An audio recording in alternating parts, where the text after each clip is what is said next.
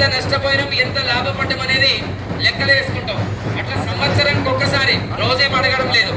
అందరం అన్నిటినీ మరిచి ఒక కులమత భేదం లేకుండా అందరూ ఎవరి వైయక్తికమైనటువంటి పూజా కార్యక్రమాలు వాళ్ళే, కానీ మనం అందరం కలిసే దివ్యమైన ఒక రోజు అంటే రాముణ్ణి అయోధ్యలో ప్రతిష్ఠించిన దివ్యమైనటువంటి రోజు. కాబట్టి అందరూ వస్తామని చెప్పి మాట ఇచ్చేయండి అంతే. ప్రతి సంవత్సరం భీమ్గల్లో జరగాలి.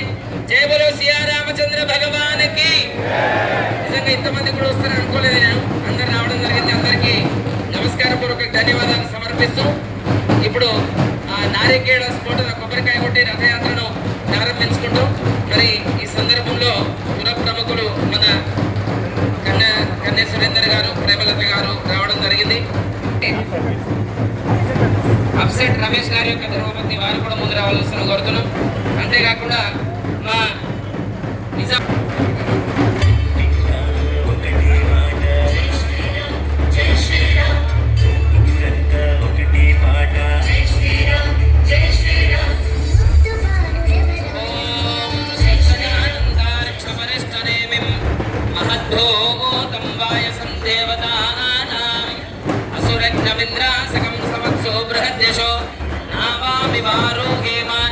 సీతా